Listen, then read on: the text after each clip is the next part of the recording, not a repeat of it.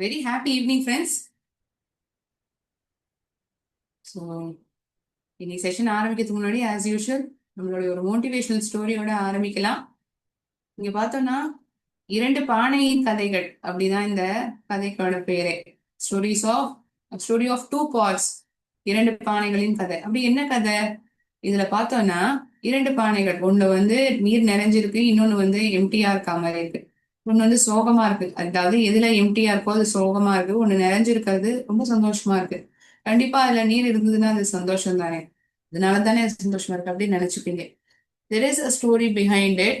என்ன காரணம், என்ன காரணம் இந்த சோகமா இருக்கிறதுக்கு, ஏன் இந்த பானையில மட்டும் நீர் நிரம்பி இருக்கு, அதனால என்னங்கிறத பார்க்கலாம். ஸோ ஒரு விவசாயி இருந்தாராம், அவர்கிட்ட வந்து தான் இந்த ரெண்டு பானையும் தான். He had these two pots wherein this one pot it always filled with water. எப்போதுமே அது நீர் நிரம்பி தான் இருக்கு. இன்னொன்னு வந்து நீர் நிரப்புறாரு, ஆனா அது வந்து அதுல இருக்கக்கூடிய ஒரு சிறு ஓட்டையினால அது வந்து நீர் மொத்தமா அது போயிடுது. The water doesn't stay in this pot. It goes away while he is coming home. But what he does, he carries these two pots. Although it has a hole in it, he carries these two pots on either of his shoulders. இரண்டு தோள்களையும் மாத்தி மாத்தி இந்த ஒரு கம்பத்துல கட்டி இருக்காரு இல்லையா, அது மாதிரி மாட்டின்னு வராரு. அந்த ஒரு பானை, எந்த பானையில ஓட்டை இருக்கோ அது வந்து இடது புறத்துல இருக்கு. இன்னொரு பானை வந்து வலது புறத்துல இருக்கு. The other pot is on his right hand side. So what he does, he carries these two pots and he takes it home. Although he knows the pot has hole, he fills in with water, but he takes it home. ஆனாலுமே நீரை நிரப்பி எடுத்துட்டு போறாரு. வீட்டுக்கு போனோன்னே அந்த ஓட்டை இருக்கக்கூடிய பானை இவரை பார்த்து சொல்லித்தான், ஐயா என்ன வச்சுன்னு இருக்கீங்களே, நானே என்னோட என்னோட பானை என்கிட்ட வந்து ஓட்டை இருக்கு, உங்களுக்கு வந்து இந்த நீரை வந்து சேமிச்சு கொடுக்க முடியல, வழி நீல நான் வழிஞ்சுன்னு வரேன். I'm not of any use to you. Wherein the other pot, which is always filled in with water, it actually helps you. It fulfills your needs. What purpose you are having it with you? What purpose you are having me with you? என்ன காரணத்துக்காக நீங்க வச்சுட்டு இருக்கீங்க? தூக்கி போட்டு உடைச்சிருங்க, நான் உங்களுக்கு தேவையே கிடையாது, அவசியமே கிடையாது அப்படின்னு சொல்றாங்க. என்னால ஒரு பிரயோஜனமே கிடையாது அப்படின்னு இந்த பானை சொல்றதான்.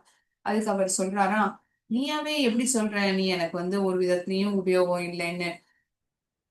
ஆமா, நீங்க நீர் நிரப்புறீங்க, நான் வந்து வழி நீல அது வந்து வழிஞ்சிடுது இந்த ஓட்டை இருக்கிறதுனால, அப்புறம் நீங்க எதுக்கு என்ன இதை உபயோகிக்கணும், அதனால என்ன பயன் உங்களுக்கு அப்படின்னு கேக்குதான்.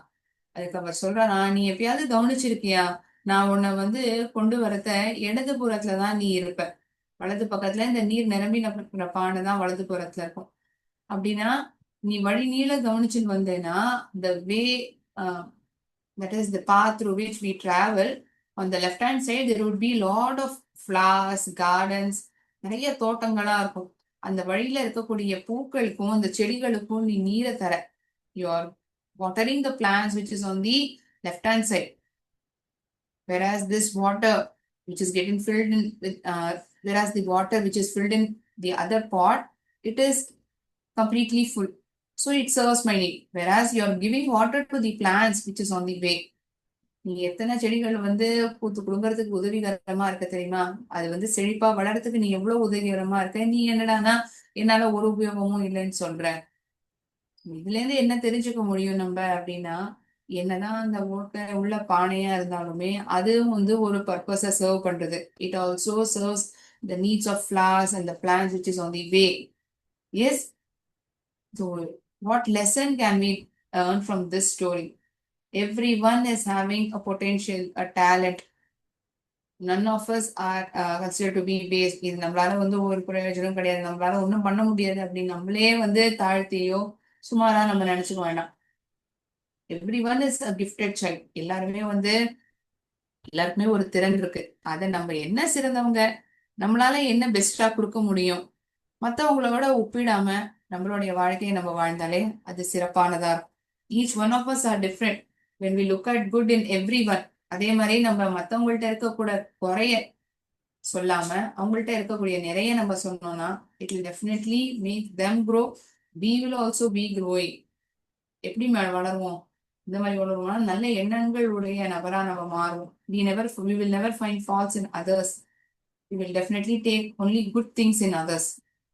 10 குறையே நம்ம பார்க்காம இந்த 10 நல்ல விஷயங்கள்ல 2 குறையே பெருசா சொல்லாம 8 நல்ல விஷயங்களை பார்க்கலாம் இல்லையா? which is in the bigger hand. Definitely the 8 good things that a person does.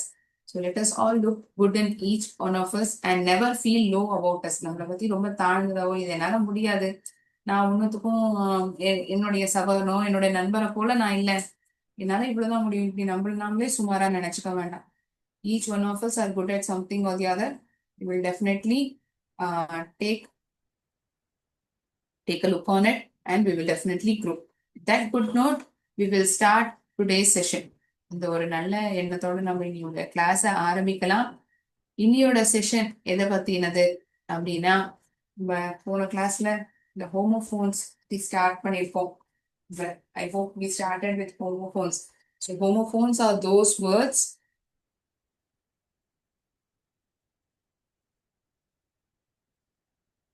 homophones நம்மளுடைய கிராமர் vocabulary போர்ஷன்ல இது இருக்குன்னு.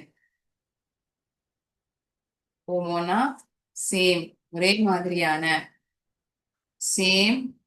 ஃபோன்னா என்ன? சவுண்ட். நம்ம we get the sound, right? So ஃபோன்னா என்ன? சவுண்ட். ஒரே மாதிரி சத்தத்தை கொடுக்கக்கூடிய வார்த்தைகள். இங்க என்ன பண்ண சொன்ன? என்னங்கிற எழுத்தை சர்க்கிள் பண்ணிக்கோங்க, அதே மாதிரி எஸ்ங்கிறதையும் சர்க்கிள் பண்ணிக்கோங்க. One S denotes the sound, another S denotes spelling. சரி, அப்படின்னா இந்த என்ன எதுக்காக இருக்கு? இந்த என்ன எது குறிக்குதுன்னு ஞாபகம் வச்சுக்க சொன்னீங்கன்னா, நோ. என்னது நோ? அதாவது ஒரே மாதிரியான ஸ்பெல்லிங் கிடையாது, வெவ்வேறு ஸ்பெல்லிங் ஆனா ஒரே மாதிரியான உச்சரிப்பு இருக்குன்னா அதை நம்ம ஹோமோஃபோன்ஸ் அப்படின்னு சொல்லுவோம். இப்ப இந்த வார்த்தை எடுத்துக்கோமே, here. I am here to explain you about English. நான் இங்க இங்கிலீஷ் சொல்லி கொடுக்கறதுக்காக நான் இங்க இருக்கேன். Can you hear me? நான் பேசுறது உங்களுக்கு கேக்குறதா? ஸோ 2 வார்த்தையும் நான் உபயோகிக்கும் போதும் ஒரே மாதிரி தான் உச்சரிக்கிறேன். நான் எந்த இடத்துல வந்து ஹியர் சொல்றேன், இங்க இருக்கேங்கிறத ஃபர்ஸ்ட் ஒன், கேக்குறதாங்கிறது இந்த 2வது வார்த்தை. ஆனா உச்சரிக்கும் பொழுது ஒரே மாதிரியா தான் இருக்குது. Way I pronounce it remains the same, but the context in which it is being used is getting differed, right? எந்த ஒரு சூழ்நிலையில் நம்ம அதை பயன்படுத்துறோம், depending upon the context it is getting differed. அதனாலதான் நோ சேம் ஸ்பெல்லிங், வெவ்வேறு spelling ஆனா ஒரே மாதிரியான சத்தம், ஒரே மாதிரியான உச்சரிப்பு. No same spelling but only same sound, no. அதனாலதான் இந்த ஹோமோஃபோன்ஸ ஞாபகத்துல வச்சுக்கோங்க அப்படின்னு சொன்னேன். இதே மாதிரி இன்னொன்னு இருக்கு, இது என்னது? ஹோமோனிம்ஸ்னு. அங்கேயும் இதே மாதிரிதான் வரும், அங்கேயும் ஒரே மாதிரி சத்தத்தை கொடுக்கக்கூடிய வார்த்தைகள் இருக்கும். அப்படின்னா அது கன்ஃபியூசிங்கா இருக்குமே மேம்? கன்ஃபியூசிங்கா இருக்காது. அங்கேயும் ஒரு ஹிண்ட் வச்சிருக்கேன் உங்களுக்கு ஞாபகம் வச்சுக்கிறதுக்காக. ரைட், எழுதுறது. ரைட், வலது பக்கம் திரும்பணும் அப்படின்னு நான் சொல்றேன்னா அது இந்த right. R the answer that you told is right, நீ சொன்ன பதில் வந்து சரிதான் அப்படின்னு தெரிவிக்கிறேன்னா இந்த ரைட். ஆனா 2 வார்த்தைகளையுமே நான் எப்படி உச்சரிக்கிறேன்? ஒரே மாதிரிதான் சொல்றேன். ஸோ இது வந்து இங்க ஹோமோனிம்னா கேட்டகரைஸ் பண்ணுவேனா, ஹோமோஃபோன் சொல்லுவேனா? மறுபடியும் இதை நான் வந்து ஹோமோஃபோன்னு தான் நான் சொல்லுவேன். ஆனா இங்க இருக்கு பாத்தீங்களா இந்த வேர்டான ரைட், இது வந்து ரைட்டுன்னு நான் சொல்லலாம். என்ன மேம் 2 தடவை ரைட்டுன்னு எழுதியிருக்கீங்க? ஒண்ணு வந்து நான் சொன்ன பதில் சரின்னு குறிக்கிறது, to tell that the answer is correct, correct R it is right. இன்னொன்னு வந்து டைரக்ஷன், திசைய குறிக்கக்கூடிய வார்த்தையா. இந்த 2 ரைட்டும் ஹோமோஃபோனாகவும் இந்த 2 ரைட்டும் ஹோமோனிம்ஸா நம்ம கிளாசிஃபை பண்றோம். இதை எப்படி ஞாபகம் வச்சுக்கலாம் மேம்? எங்களுக்கு ஒரே கன்ஃபியூசிங்கா இருக்கு. கன்ஃபியூசிங்கா இருக்கா? டக்குன்னு மறுபடியும் இன்னொரு தடவை சொல்றேன். நோ சேம் ஸ்பெல்லிங், ஒரே மாதிரி ஸ்பெல்லிங் கிடையாது, ஒரே மாதிரி ஸ்பெல்லிங் கிடையாது. ஆனா உச்சரிப்பு ஒண்ணு, உச்சரிப்புங்கிறது ஒரே மாதிரி தான், same sound. Here the spelling is same, but the context in which I am telling it is getting different. ஆனா எந்த சூழ்நிலையில நான் அதை பயன்படுத்துறேன் பொழுது அது மாறுபடுறது. அதனால இதை ஹோமோனிம்ஸ் சொல்றோம். இதை வந்து நீங்க என்ன தெரியுமா மார்க் பண்ணிக்கலாம்? எஸ், ஆமா. என்னது ஆமா? ஆமா, ஒரே ஸ்பெல்லிங் தான், ஒரே சத்தம் தான், ஒரே உச்சரிப்பு தான். ஆனா அர்த்தம் மட்டும் வேற. ஹோமோபோன்லயும் ஹோமோனிம்லயும் காமனா இருக்கிற விஷயம் என்ன தெரியுமா? சத்தம் ஒண்ணுதான், அர்த்தம் வந்து வெவ்வேறு. ரெண்டுத்துலயுமே தான். இங்க ஹியர்ங்கிறது வேற அர்த்தத்தை கொடுக்குது, இங்க ஹியர்ங்கிறது வேற அர்த்தத்தை கொடுக்குது. அதே மாதிரி தானே இங்க.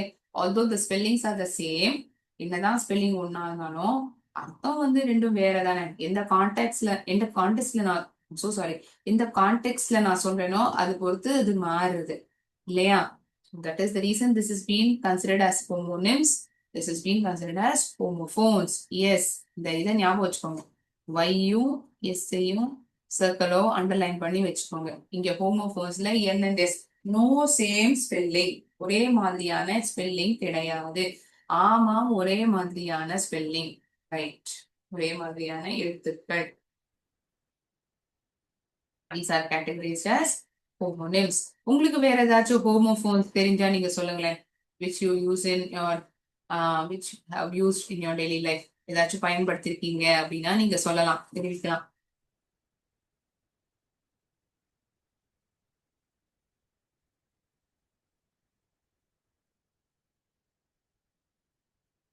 You want to give a try?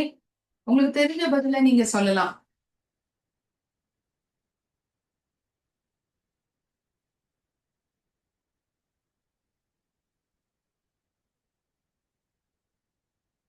Amazing. எனக்கு ஒருத்தவங்க ஒரு சென்டர்ல இருந்து பதில் சொல்லியிருக்காங்க. மேம், பைங்கிற வேர்ட் வெரி குட் பா. பை, வாங்கிறது, buy. பிஒய்ங்கிறது the letter is written by my brother. என்னுடைய சகோதரனால் இந்த லெட்டர் கடிதமானது எழுதப்பட்டுள்ளது அப்படின்னு சொல்லனா யாரால அப்படிங்கிற போது பிஒய். இங்க கடையில ஒரு பொருள் வாங்குறது, இது buy. This is categorized as homophones. Any other word that we can tell? Come on, students.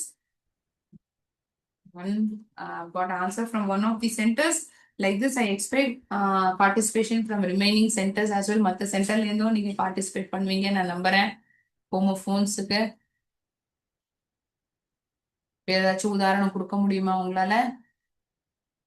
Whole. ஏய் சூப்பர்ப்பா, இல்ல உதாரணம்லாம் கொடுக்குறீங்க. Very good. Never thought that you would give such kind of examples. Whole, மொத்தமாக அப்படின்னு சொல்லும்போது ஹோல். ஹோல் நம்பர் அப்படின்லாம் மேக்ஸ்ல படுத்திருப்பீங்களே. ஓட்டை, அதையும் ஹோல் தான் சொல்லுவோம். ரெண்டு வார்த்தையும் ஒரே விதமா தான் உச்சரிக்கிறோம், ஆனா வெவ்வேறு அர்த்தம், வெவ்வேறு ஸ்பெல்லிங். கரெக்டா?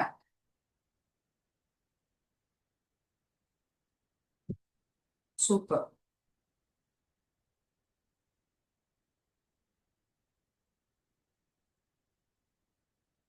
Sure, I will give.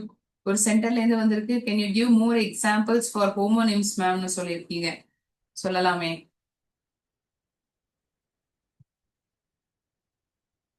For that, let me see whether I am able to show this activity to you. ஒரு நிமிஷம்.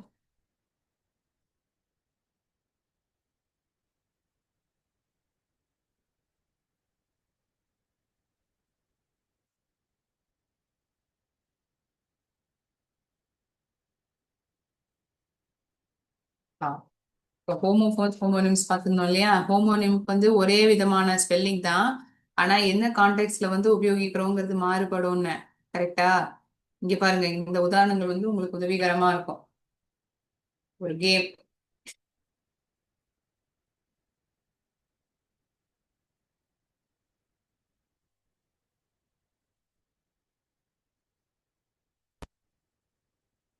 ரைட்.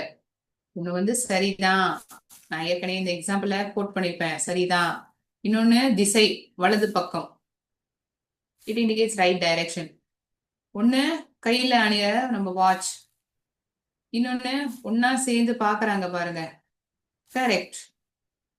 ஒண்ணு வந்து மேமலான பேட், வவ்வால்.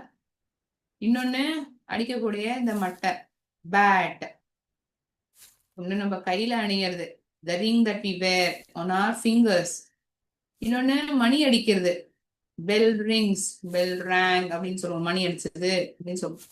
கை இப்படி ஆட்டி பேசுறது, wave, she waved me back. ரோட்ல ஒருத்தர்கிட்ட கை காமிக்கிறீங்க, அவங்க நமக்கு திருப்பி மறுபடியும் கை காமிக்கப்பாங்க இல்லையா? ஃபேர். the one bark. பார்க்னா என்ன? ஒண்ணு நாய் குலைக்கிற பார்க், இன்னொன்னு இந்த மரத்தினுடைய ஒரு பகுதி, அது பார்க்னு சொல்லுவோம்.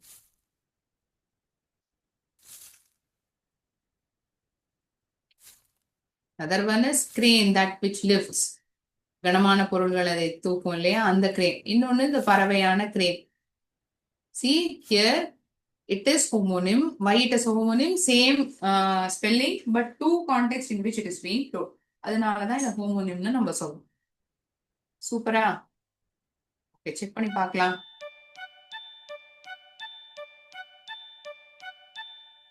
கிரேட்.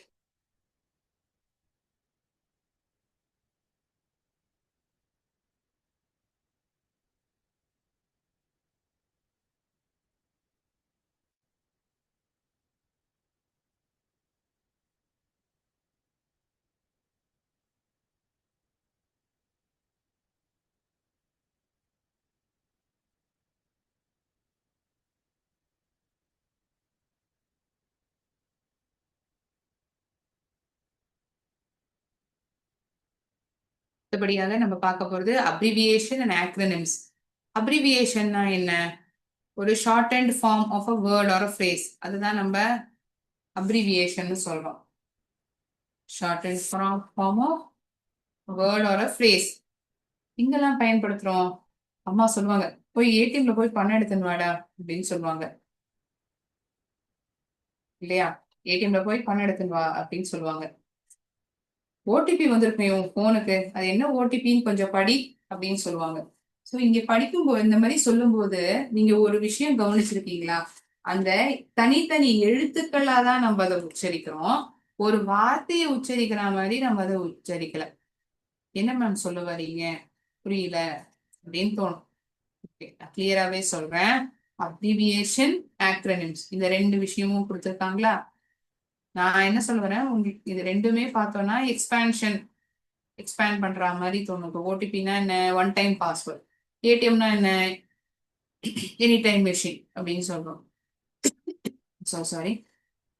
இந்த அப்ரிவியேஷனை நம்ம பயன்படுத்தும் போது தனித்தனி லெட்டர்ஸா நம்ம அதை உபயோகிக்கிறோம். as we say O, T, P, A, T, M, தனித்தனி எழுத்துக்களை தான் உச்சரிக்கிறோம். ஆனா இந்த ஆக்ரோனிம்ல என்ன மேம் மாறுது? இங்க பாத்தீங்கன்னா நாசா, NASA அப்படின்னு நம்ம சொல்றது இல்ல. நாசா ஒரு பேரை உச்சரிக்கிற நம்ம பேரை உச்சரிக்கிற மாதிரி நம்ம உச்சரிக்கிறோம். PAN, tell me your PAN number, give me your Aadhaar number, உன்னுடைய ஆதார் நம்பர் என்கிட்ட கொடு அப்படின்னு சொல்லுவாங்க. Aadhaar, NASA, pan.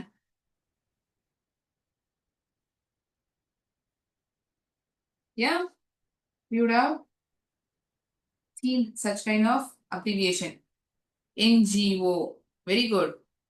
இந்த அப்ரிவியேஷனா சொல்லாமே ஒருத்தவங்க சொல்லியிருக்காங்க, அமேசிங். இது ரெண்டுத்துலயுமே என்ன ஆகுது? So abbreviation. So how can we understand the meaning of abbreviation? It is a shortened form of a word. சுருக்கப்பட்ட ஒரு வார்த்தை. ஒரு வார்த்தையை வந்து சுருக்கமா சொல்றோம் அப்படின்னா அதை நம்ம அப்ரிவியேஷன் சொல்றோம். அப்படின்னா இங்கேயும் அப்படிதானே மேம், ஆக்ரோனிம்லயும் அதானே, அது shortened form of a word or phrase. Correct தான்.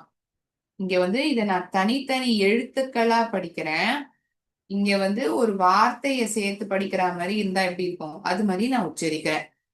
ATM machine, any time machine time, so sorry, automated teller machine.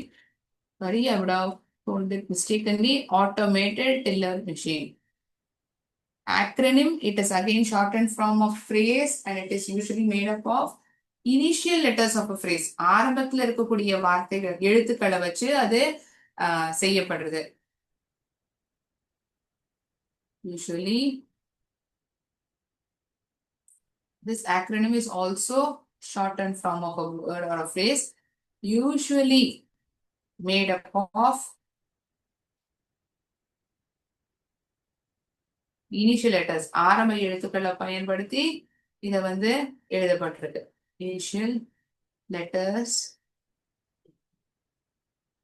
Of that phrase.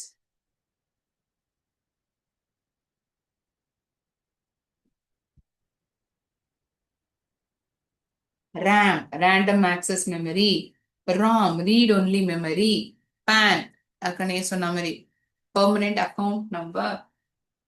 permanent account number. இதை எப்படி ஞாபகம் வச்சுக்கலாம்னா ரெண்டுமே short and form of a word or a phrase wherein this gets easy to remember is it is read as individual letters. தனிப்பட்ட எழுத்துக்களா நம்ம அதை படிக்கிறோம். ATM, OTP, NGO, BPL, GST, இந்த மாதிரி தனித்தனி எழுத்துக்களா நம்ம அதை படிக்கிறோம். இதை வந்து ஆனா ஒரு வார்த்தையை உச்சரிக்கிற மாதிரி together we are reading it as letters. ஒன்னா சேர்த்து அதை நம்ம படிக்கிறோம். யூனிசெஃப், எய்ட்ஸ், இங்க வந்து வேற என்ன சொல்லலாம், FAQ, frequently asked questions. frequently asked questions தான் FAQ அப்படின்னு சொல்லுவோம். நம்ம புத்தகத்துல சில அப்ரிவியேஷன்ஸ் ஆக்ரோனிம்ஸ்லாம் கொடுத்துருக்காங்க. ஸோ இந்த அப்ரிவியேஷன் ஆக்ரோனிம்ஸ், இந்த ஹோமோஃபோன்ஸ், இதெல்லாம் 1 மார்க் கொஸ்டினா நமக்கு எக்ஸாம்ல வரும். டேர்ம் ஒன் எக்ஸாம்லயே நமக்கு இதெல்லாம் 1 மார்க் கொஸ்டின்ஸா வரும். சரியா? So we need to have a look into the questions. It is asked in our textbook. Book back questions வந்து நம்ம தரோவா பார்த்து வச்சுக்கணும். சரியா? We share the screen of our textbook.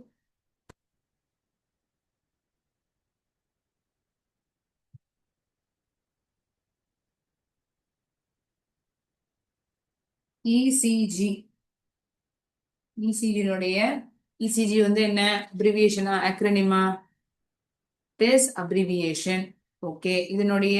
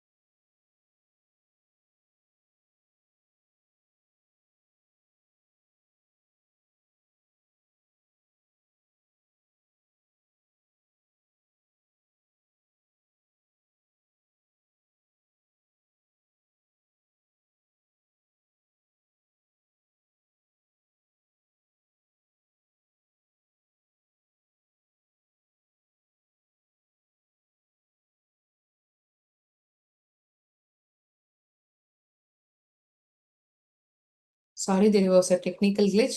Very sorry. International Labour Organization.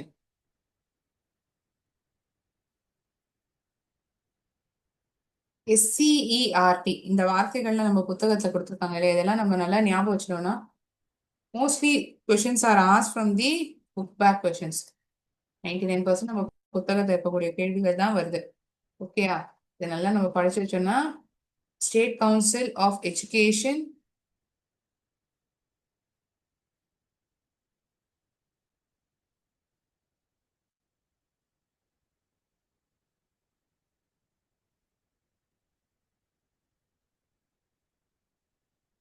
State Council of Educational Research and Training.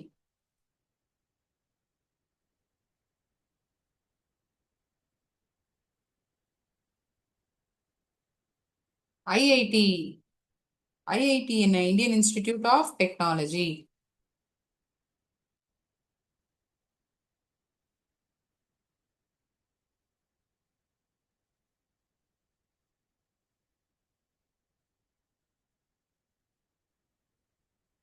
ISRO. ஐஐடியை வந்து அப்ரிவியேஷன்ங்கிறோம், இஸ்ரோ வந்து ஆக்ரனிம்ங்கிறோம். ஏன் ஆக்ரனிம்ங்கிறோம்? ஒரு வார்த்தையை படிக்கிறா போல தானே படிக்கிறோம். Indian space research organisation. Indian Space Research Organization. FIR. Again, it is spelled as individual letters. அதனால இது abbreviation. ஒரு வார்த்தையை நான் படிக்கிறது அது அப்ரிவியேஷன் ஆக்ரோனிமான்னு வேற சொல்றேன். First information report. First information report. UNESCO. UNESCO ஒரு வார்த்தையை உச்சரிக்கிற மாதிரி பண்றோம், அதனால இது acronym. United nation.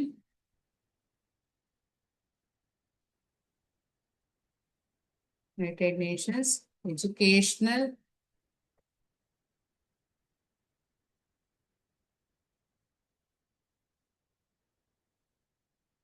scientific and cultural organizations.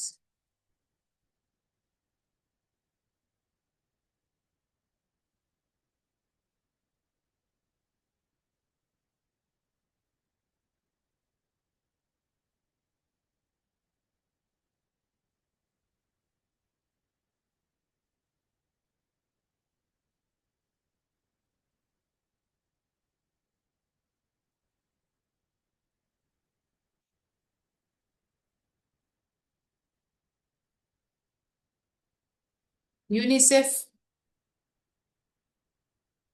கொஞ்சம் சொல்ல முடியுமா? Anyone has an idea what is UNICEF? NASA, AIDS, ADHD, UFO, FAQ தெரியுமா யாருக்காச்சும்?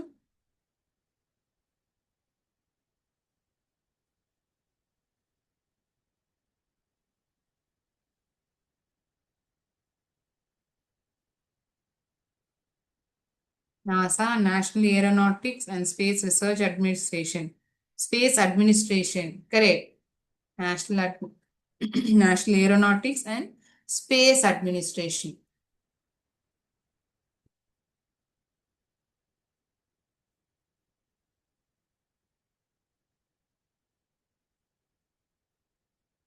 UNICEFங்கிறது United Nations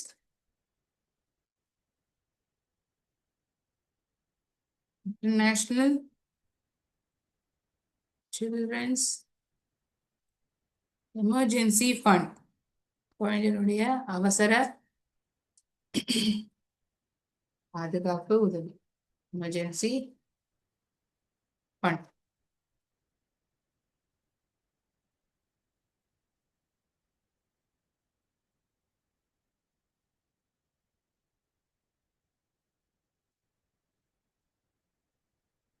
acquired immunodeficiency syndrome. Perfect, சரியா சொல்லியிருக்கீங்க. So let me give these 4 as homework. நீங்க இந்த 4த்தையும் கண்டுபிடிச்சு எனக்கு நெக்ஸ்ட் செஷன்ல சொல்ல பாருங்க. மீதமுள்ள ஆக்டிவிட்டிஸ் அந்த கிராமர்ஸ் எல்லாம் நம்ம வேர்ட் வால்ல இருக்கக்கூடிய ஆக்டிவிட்டியா பார்த்து நம்ம கத்துக்கலாம். Okay, in upcoming session. So I end the session over here. So difference எப்படி கண்டுபிடிக்கணுங்கிறத நீங்க தெரிஞ்சுருப்பீங்க. ஹோமோஃபோனா ஹோமோனிமாங்கிறது எப்படி தெரிஞ்சுக்கணும், அப்ரிவியேஷனுக்கும் ஆக்ரோனிமுக்கும் என்ன டிஃபரன்ஸ், ரெண்டுத்துக்குமான வித்தியாசம் என்னங்கிறதையும் நம்ம பார்த்து கத்துட்டு இருப்போம் இனி கிளாஸ்ல.